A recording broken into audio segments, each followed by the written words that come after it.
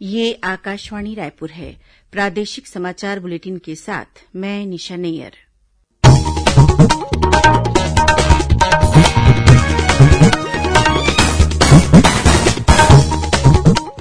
अब पेश है आज के मुख्य समाचार। प्रदेश के गांव में भी अब खोले जाएंगे निजी अस्पताल। राज्य सरकार इसके लिए निजी क्षेत्र को अनुदान देगी। प्रदेश में अब तक करीब 25% आबादी को लगाया गया कोविड टीका। रायगढ़ में आज एक ही दिन में करीब 1 लाख लोगों का टीकाकरण किया गया। प्रधानमंत्री नरेंद्र मोदी कल सुबह 11 बजे आकाशवाणी से मन की बात कार्यक्रम में अपने विचार साझा करेंगे। और लगातार बारिश के कारण बलरामपुर जिले में कई गांवों का सड़क संपर्क टूटा। मौसम विभाग ने अगले 24 घंटों के दौरान प्रदेश के कुछ स्थानों में भारी बारिश होने की चेतावनी दी।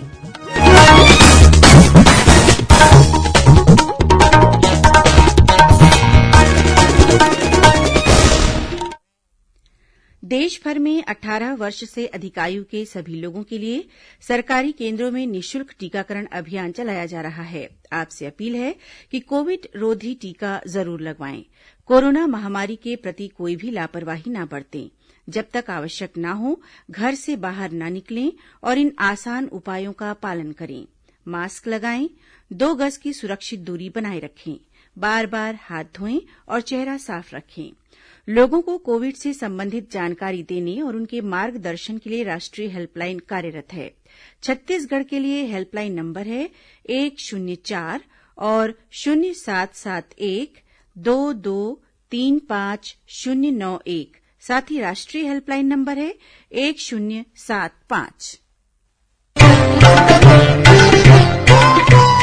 कोविड-19 से बचाव और सुरक्षित रहने के 3 उपाय।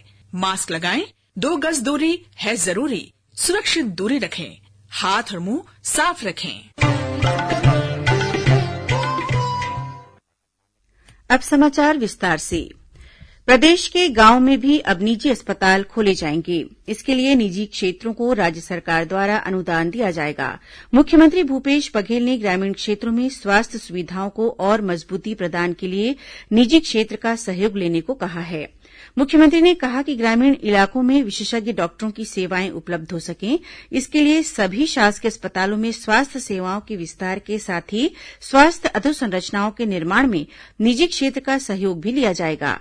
मुख्यमंत्री ने उद्योग विभाग को आगामी 10 दिनों में इसकी कार्ययोजना तैयार करने को कहा है।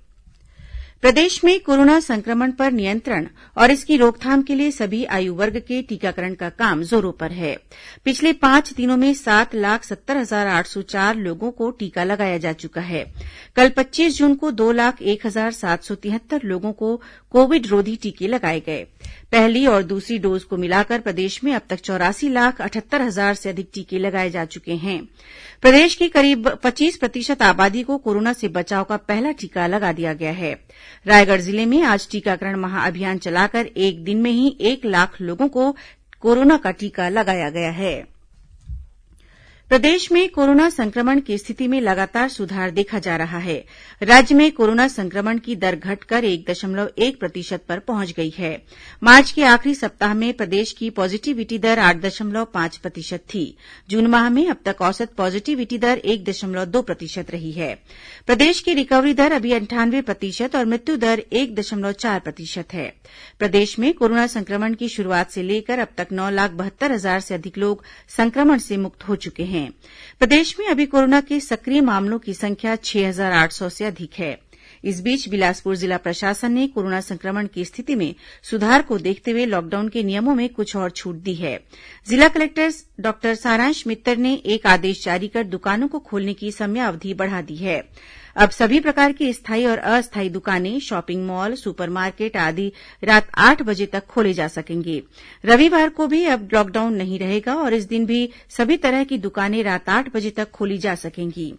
वहीं धमतरी जिले में सभी हाट बाजारों को उनके प्रचलित समय में खोलने की अनुमति प्रदान की गई है। इसी तरह कोरबा जिले में मंदिर और धार्मिक स्थलों में श्रद्धालुओं के प्रवेश की अनुमति दे दी गई है। कलेक्टर द्वारा जारी दिशा निर्देश के अनुसार पूजा स्थलों में एक समय में अधिकतम 5 लोगों को ही प्रवेश दिया जाएगा। केंद्र सरकार ने पैन को आधार के साथ जोड़ने की समय सीमा 30 सितंबर तक बढ़ा दी है। वित्त मंत्रालय ने हर व्यक्ति के लिए अपने आयकर विवरण और पैन आवंटन संबंधी आवेदन में आधार संख्या को लिखना अनिवार्य कर दिया है। वहीं केंद्रीय वित्त राज्यमंत्री अनुराग ठाकुर ने बिना ब्याज के विवाद से विश्वास भुगतान करने की समय सीमा भी बढ़ाकर 31 अगस्त कर दी है। उन्होंने घोषणा की कि कोरोना के इलाज पर हुए खर्च पर और कोरोना से हुई मौत के एवज में मिली अनुग्रह राशि पर कोई कर नहीं लिया जाएगा। श्री ठाकुर ने कहा कि अधिकतर करदाताओं को कोरोना के इलाज के लिए अपने नियोक्ताओं और शुभ चिंतकों से आर्थिक सहायता मिली है। उन्होंने कहा कि कोरोना के इलाज के लिए अपने नियोक्ता अथवा अन्य किसी व्यक्ति से ली गई राशि को आयकर से मुक्त रखने का निर्णय लिया गया है। प्रधानमंत्री नरेंद्र मोदी कल सुबह 11 बजे आकाशवाणी से मन की बात कार्यक्रम में अपने विचार साझा करेंगे। आकाशवाणी और दूरदर्शन के समूचे नेटवर्क पर इसका प्रसारण होगा। यह आकाशवाणी समाचार की वेबसाइट और मोबाइल ऐप पर भी उपलब्ध रहेगा। आकाशवाणी, दूरदर्शन समाचार, प्रधानमंत्री कार्यालय तथा सूचना और प्रसारण मंत्रालय के यूट्यूब चैनलों पर भी इसका प्रसारण होगा। हिन्दी में प्रसारण के तुरंत बाद मन की बात कार्यक्रम का क्षेत्रीय भाषाओं में भी प्रसारण होगा। क्षेत्रीय भाषाओं में कार्यक्रम रात 8 बजे दोबारा सुना जा सकेगा। शिक्षा का अधिकार अधिनियम के तहत प्रदेश में इस वर्ष 6,622 निजी स्कूलों में 83,000 से अधिक सीटों पर बच्चों को प्रवेश दिया जाएगा। आयुक्त लोक शिक्षण डॉक्टर कमलप्रीत सिंह ने बताया कि निजी स्कूलों में शिक्षा के अधिकार अधिनियम के तहत वर्तमान में RTI का प्रवेश पोर्टल खुला हुआ है। इस पोर्टल में इच्छुक पालक आवेदन कर सकते हैं। प्रवेश के लिए लिंक पर क्लिक करने से सीधे आवेदन पत्र प्रदर्शित हो जाता है। इस आवेदन पत्र को भरकर सबमिट कर सकते हैं। उल्लेखनीय है कि शिक्षा के अधिकार के तहत निजी स्कूलों में 25% सीटों पर कमजोर तबके के बच्चों को प्रवेश दिए जाने का प्रावधान है। छत्तीसगढ़ विधानसभा का मानसून सत्र आगामी 26 जुलाई से शुरू होगा। यह सत्र 30 जुलाई तक चलेगा। इस सत्र में कुल 5 बैठकें होंगी। नेता प्रतिपक्ष धरमलाल कौशिक ने मानसून सत्र की अवधि को छोटा बताया है। उन्होंने कहा कि पिछले सत्र और इस सत्र के बीच अनेक घटनाएं घटी हैं। इसके अलावा जनहित से जुड़े अनेक मुद्दे हैं, जिसको लेकर विपक्ष द्वारा सरकार से जवाब मांगा जाएगा। मानसून सत्र छोटा सत्र है। पिछले सत्र और इस सत्र के बीच में बहुत सारी घटनाएं घटी है। कोविड काल में जो सरकार की अव्यवस्था रही है, इसके अलावा कानून व्यवस्था की स्थिति पूरे बदहाल स्थिति है, अराजकता की स्थिति निर्मित हो गई है। अभी किसानों को खाद के जो भंडारण पर्याप्त होनी चाहिए सरकार की तरफ से, उसके कारण में किसानों को दिक्कत आ रही है। साथ ही जिस प्रकार से प्रदेश में एनजीटी के नियम लागू होने के बाद भी अवैध उत्खनन और इसी के साथ में अन्य बहुत सारे मुद्दे हैं, जिस मुद्दे को लेकर के हम मानसून सत्र में जाएंगे और सरकार से उसका जवाब चाहेंगे। प्रादेशिक समाचार आप आकाशवाणी रायपुर से सुन रहे हैं। छत्तीसगढ़ के हर्बल उत्पाद अब छत्तीसगढ़ हर्बल्स के ब्रांड नेम से ऑनलाइन प्लेटफॉर्म एमेजोन ऐप पर उपलब्ध हो गए हैं। इससे प्रदेश के वनवासी क्षेत्रों की महिलाओं के समूहों द्वारा लघु वनोपजों से तैयार किए जा रहे अनेक उत्पादों को अब देश विदेश में अच्छा बाजार मिलेगा। मुख्यमंत्री भूपेश बघेल ने आज छत्तीसगढ़ हर्बल्स के उत्पादों के एमेजोन ऐप पर महिला स्व सहायता समूहों द्वारा तैयार वन शहद के लिए ऑर्डर किया। इस अवसर पर मुख्यमंत्री ने कहा कि एमेजोन के माध्यम से राज्य के हर्बल उत्पादों को देश भर में एक बड़ा बाजार और पहचान दिलाने में मदद मिलेगी। वर्ष 1975 में लगाए गए आपातकाल को लेकर भाजपा द्वारा रायपुर में एक संगोष्ठी का आयोजन किया गया। संगोष्ठी को संबोधित करते हुए नेता प्रतिपक्ष धरमलाल कौशिक ने कहा कि भारत की सामाजिक व्यवस्था में आपातकाल को हमेशा एक काला दिवस के रूप में याद किया जाएगा। संगोष्ठी में भाजपा के रायपुर जिला शहर अध्यक्ष श्रीचंद सुंदरानी ने कहा कि आपातकाल कभी न भुलाई जाने वाली घटना है, जिसकी पुनरावृत्ति न हो। इसकी चिंता हम सबको करनी चाहिए। आज अंतर्राष्ट्रीय नशा निरोधक दिवस है। इस अवसर पर आज उन लोगों की सराहना की जा रही है जो समाज से इस समस्या को खत्म करने के लिए लगातार प्रयास कर रहे हैं। प्रधानमंत्री नरेंद्र मोदी ने ट्वीट करके कहा कि लोगों की जान बचाने के लिए किया गया इस तरह का हर प्रयास बहुत मायने रखता है। उन्होंने कहा कि नशा जीवन में अंधकार, विनाश और तबाही लाता है। श्री मोदी ने सभी लोगों से नशीले पदार्थों से जुड़ी जानकारियां साझा करने की प्रतिबद्धता दोहराने और नशा मुक्त भारत बनाने का आह्वान किया। उन्होंने कहा कि नशे की आदत किसी भी तरह सही नहीं ठहराई जा सकती।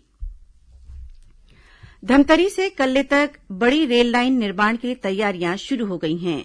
रेलवे के अधिकारियों की टीम ने धमतरी रेलवे स्टेशन कार्यालय पहुंचकर स्थल निरीक्षण किया।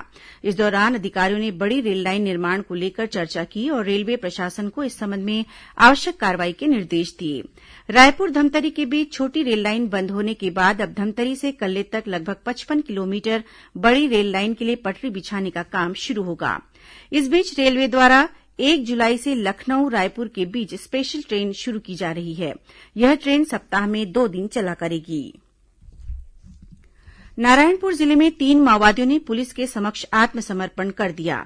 इन माओवादियों ने राज्य सरकार की पुनर्वास नीति से प्रभावित होकर पुलिस अधीक्षक मोहित गर्ग के समक्ष आत्मसमर्पण किया। ये सभी लंबे समय से माओवादी संगठन में सक्रिय थे। वहीं तेलंगाना के कोत्ताकुडम पुलिस अधीक्षक के समक्ष एक माओवादी दंपत्ति ने भी आत्मसमर्पण किया है। इस बीच माओवादी कमांडर हरिभूषण के बाद उसकी पत्नी की भी मौत होने की खबर है। मानसून के सक्रिय होने के साथ में प्रदेश में इन दिनों बारिश की गतिविधियां तेज हो गई हैं। बीते 24 घंटों के दौरान राजधानी रायपुर सहित प्रदेश में अनेक स्थानों पर हल्की से मध्यम बारिश दर्ज की गई। बलरामपुर रामानुजगंज जिले में लगातार हो रही मूसलाधार बारिश के कारण जिला मुख्यालय से कई गांवों का सड़क संपर्क टूट गया है। ग्राम पंचायत टांगरमहरी में शिवगढ़ी मंदिर का भंडारा घर क्षतिग्रस्त हो गया। वहीं जमुआटांड, खड़ियादामर, डुमरखोरका समेत कई गांवों को जिला मुख्यालय बलरामपुर से जोड़ने वाले मार्ग पर यातायात प्रभावित हुआ है। इस बीच मौसम विभाग ने आगामी 24 घंटों के दौरान प्रदेश में अनेक स्थानों पर हल्की से मध्यम बारिश होने की संभावना जताई है। साथ ही 1-2 स्थानों पर भारी वर्षा होने और आकाशीय बिजली गिरने की चेतावनी भी दी गई है। अब कुछ अन्य खबरें संक्षिप्त में। 3 केंद्रीय कृषि कानूनों को रद्द करने की मांग को लेकर आज किसान संगठनों ने राजधानी रायपुर में प्रदर्शन किया। नगरीय प्रशासन मंत्री डॉक्टर शिवकुमार डहरिया ने अपने निवास कार्यालय में प्लास्टिक मुक्त अभियान की शुरुआत की। इस मौके पर उन्होंने कपड़े के थैले बांटकर लोगों को प्लास्टिक और प्रदूषण मुक्त रायपुर बनाने की शपथ भी दिलाई। राजधानी रायपुर की गोलबाजार पुलिस ने अलग अलग विभागों में नौकरी लगाने का झांसा देकर लाखों रूपये की ठगी करने के मामले में एक आरोपी को गिरफ्तार किया है। कोरबा जिले में सड़क निर्माण कार्य में लगे ट्रक की चपेट में आने से 2 मजदूरों की मौत हो गई। मजदूरों की मौत के बाद आक्रोशित ग्रामीणों ने ट्रक को आग के हवाले कर दिया। महासमुंद पुलिस ने 14 ट्रक चोरी कर उसे कबाड़ में बेचने वाले अंतर्राज्यीय चोर गिरोह के 4 आरोपियों को गिरफ्तार किया है। महासमुंद जिले की सरायपाली पुलिस ने कार चोरी के मामले में 7 आरोपियों को गिरफ्तार किया है। इनके पास से 7 लग्जरी कारें जब्त की गई हैं। इसी जिले में बसना के पास वाहन जांच के दौरान पुलिस ने 60 किलो गांजा के साथ 2 आरोपियों को गिरफ्तार किया है। जब्त गांजे की अनुमानित कीमत करीब 6 लाख रुपये बताई गई है। धमतरी जिले में रेत के अवैध परिवहन के मामले में खनिज विभाग ने 48 वाहनों के खिलाफ कार्रवाई की है। और कोंडागांव जिले में पुलिस ने टोनही प्रताड़ना के मामले में 3 आरोपियों को गिरफ्तार किया है। अंत में मुख्य समाचार एक बार फिर। प्रदेश के गांव में भी अब खोले जाएंगे निजी अस्पताल। राज्य सरकार इसके लिए निजी क्षेत्र को अनुदान देगी। प्रदेश में अब तक करीब 25% आबादी को लगाया गया कोविड टीका। रायगढ़ में आज एक ही दिन में करीब 1 लाख लोगों का टीकाकरण किया गया। प्रधानमंत्री नरेंद्र मोदी कल सुबह 11 बजे आकाशवाणी से मन की बात कार्यक्रम में अपने विचार साझा करेंगे। और लगातार बारिश के कारण बलरामपुर जिले में कई गांवों का सड़क संपर्क टूटा। मौसम विभाग ने अगले 24 घंटों के दौरान प्रदेश के कुछ स्थानों में भारी बारिश होने की चेतावनी दी। इसी के साथ प्रादेशिक समाचार बुलेटिन समाप्त हुआ। नमस्कार।